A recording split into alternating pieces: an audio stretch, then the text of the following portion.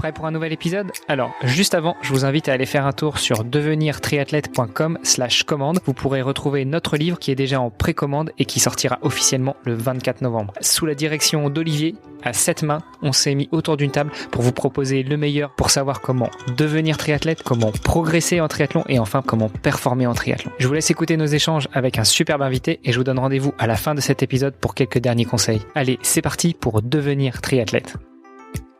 Salut les sportifs, c'est Armano et vous êtes sur un nouvel épisode du podcast Devenir triathlète. Pour commencer cette semaine, je vous présente tout d'abord mon co-animateur, cofondateur du podcast Devenir triathlète, à savoir Olivier de Scooter. Salut Olivier. Salut Armano. Et cette semaine, nous allons avoir un petit peu d'accent, un petit peu de soleil dans le podcast puisque nous avons une invitée. Bonjour Juliana. Bonjour Armano, bonjour Olivier. Merci de cette invitation. C'est un plaisir d'être là avec vous. Plaisir partagé. En tout cas, le son de ta voix, comme je le disais, fait chanter un petit peu le podcast, amène un peu de soleil.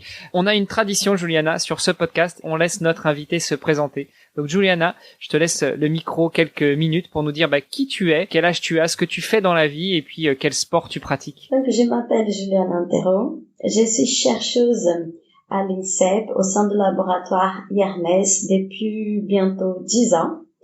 Et j'étais ancienne sportive de niveau. Je faisais de la gymnastique aérobique.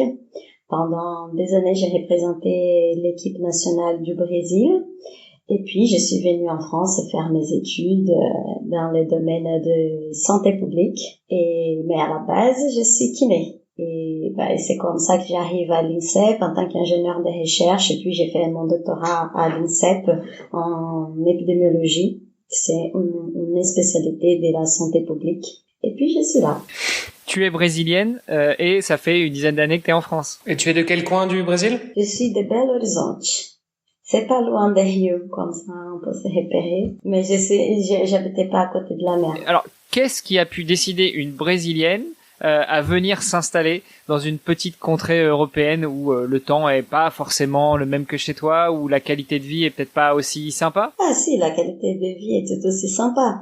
Après ma carrière de sportive, je voudrais changer parce que parfois, c'est dur aussi d'arrêter une carrière après avoir investi plusieurs années de sa vie avec une routine sportive de niveau. Et je savais qu'après ma carrière, je voulais un changement pour vivre de nouvelles choses. Et donc, j'avais déjà ça dans l'esprit d'habiter dans un autre pays. Et quand j'ai eu l'occasion de visiter la France lors des championnats, je suis tombée amoureuse.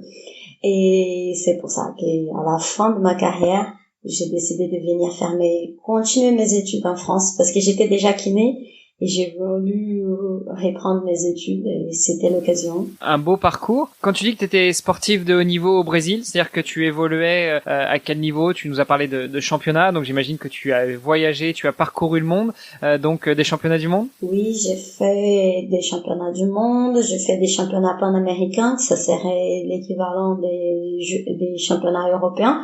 J'étais 6 fois championne panaméricaine. Et j'étais 12e au ranking international. Qu'est-ce qui a fait que tu as arrêté ta carrière, justement? Est-ce que c'est l'âge? C'est le fait que les résultats étaient plus au rendez-vous? Ou vraiment cette envie aussi de switcher, de passer dans le monde professionnel? C'était l'âge. J'avais 25 ans. Et même si dans ma discipline, je pouvais aller jusqu'à 28, 30, je voulais aussi garder un peu d'énergie pour démarrer des nouvelles aventures dans la vie professionnelle. Parce que tu as dit que tu étais kiné aussi, donc tu as été kiné, tu as fait tes études alors que tu étais sportive de haut niveau ou tu as commencé tes études par la suite? Non, j'ai fait pendant ma carrière de sportive parce que je faisais un sport qui n'est pas très connu. Je ne pouvais pas vivre de ce sport même si j'avais une condition professionnelle. J'avais des sponsors et cela me permettait quand même de vivre de mon sport, mais je savais qu'il fallait avoir un plan B. Et c'est pour ça que j'ai fait les deux en même temps. Oui, c'est vrai que c'est quelque chose qu'on retrouve aussi pas mal dans le triathlon. Bon, on y reviendra évidemment un peu plus tard dans la semaine, mais c'est vrai que c'est des sports qui sont peut-être moins médiatisés aussi et où forcément c'est moins facile de pouvoir en vivre.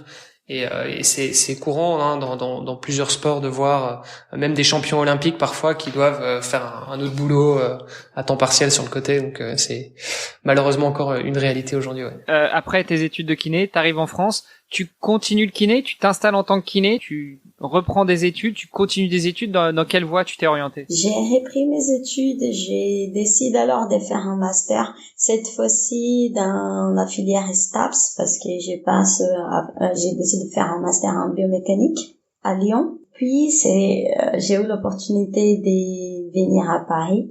Et c'est là que j'ai connu l'INSEP et j'ai postulé pour commencer en tant qu'ingénieur de recherche à l'INSEP.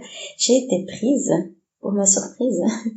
Et puis, j'ai eu l'opportunité de faire une thèse et c'est là que j'ai décidé de faire une thèse en santé publique. Et donc, j'ai un parcours qui est un peu multidisciplinaire. Mais en même temps, elle a été toujours ancrée sur ma passion pour le sport, parce que kiné, j'ai travaillé avec les sportifs, STAPS, bon, c'est sport, et santé publique, j'ai toujours étudié les bénéfices de la pratique d'activité physique sur la santé des sportifs. Et si on revient un petit peu dans le temps, c'est à quel moment que tu es tombée amoureuse du sport? Déjà quand tu étais enfant, c'est tes parents qui t'y ont mis, t'as été forcée, comment t'as découvert le sport? Non, depuis toujours, j'ai été très active, j'ai fait plusieurs sports. J'ai commencé par la natation, mais j'ai pensé un peu à la règle. Au Brésil, les enfants commencent très tôt, à partir des 3-4 ans, à faire la natation. Puis, mais ça m'intéressait pas trop faire la compétition en natation. Et aussi, je serai jamais très forte vu ma petite taille. Mais j'ai fait de la natation, j'ai fait beaucoup de foot, normal aussi au Brésil.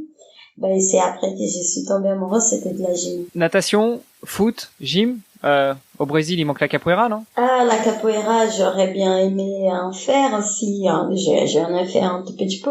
Beaucoup de danse aussi. Mais finalement, tu t'es concentré sur la gym. Oui, après, quand j'ai commencé la gym et après je suis passée à haut niveau, il fallait choisir. On pouvait pas continuer à jouer à les foot, par exemple. C'est trop risqué de se blesser en pleine saison. Ouais.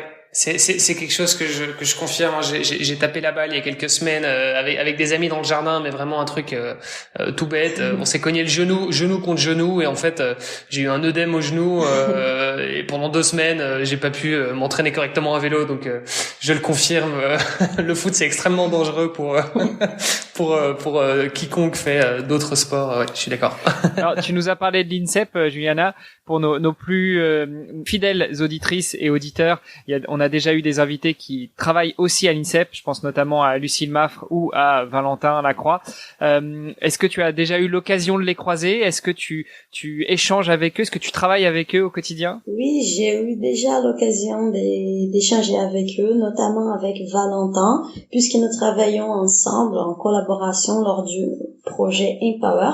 C'est un projet que nous avons créé avec Alice Meunier, postdoctorante à l'INSEP aussi, et nous suivons, dans le cadre de ces projets, nous suivons les sportifs de niveau afin d'identifier les spécificités féminines pour l'entraînement de sport de niveau, pour améliorer leur performance en prenant en compte leurs spécificités, pour travailler en synergie avec la physiologie des athlètes féminines. Et donc, dans le cadre de ces projets Empower, que nous travaillons en collaboration avec Valentin pour la partie nutrition. Génial. C'est justement un des gros sujets qu'on avait envie d'aborder avec toi, comment est-ce qu'on adapte finalement le sport au féminin. On va y revenir plus tard dans la semaine. On peut peut-être revenir sur l'INSEP, parce que c'est vrai que on en parle beaucoup, mais tous les auditeurs ne savent peut-être pas de quoi il s'agit. Est-ce que tu peux nous dire un petit peu, c'est quoi l'INSEP, à quoi ça sert et qu'est-ce que tu y fais finalement? L'INSEP, c'est l'Institut national du sport, de l'expertise et de la performance. Il y en a, si je ne me trompe pas dans les chiffres, sont 23 fédérations sportives qui sont ici. Nous avons aussi un pôle médical, un pôle de formation et les pôles, au sein du pôle performance, nous avons 2 laboratoires de recherche, qui c'est l'INSEP et l'Hermès, et nous travaillons ici, des chercheurs, ingénieurs de recherche, afin d'identifier des paramètres clés de la performance, des déterminants de la performance, pour aider et accompagner nos sportifs de niveau en quête d'une médaille olympique. Waouh. Bon, ça nous laisse un peu pantois. Justement, comme Olivier le disait, on va pouvoir parler avec toi du sport au féminin et d'autres sujets liés aux femmes dans le sport. Je propose qu'on aborde ces sujets-là dès l'épisode de demain, pour lequel je vous attends avec impatience. Parfait. À demain. À demain. À demain. À demain, merci. Vous avez apprécié nos échanges? Alors n'hésitez pas à aller sur Apple Podcast, laisser un commentaire, taguer notre invité dont on remet toutes les coordonnées dans les notes de cet épisode et n'hésitez pas à venir faire un petit tour sur notre groupe Facebook, c'est le meilleur moyen d'interagir avec nous. Je vous donne rendez-vous demain pour un nouvel épisode. Salut les sportifs!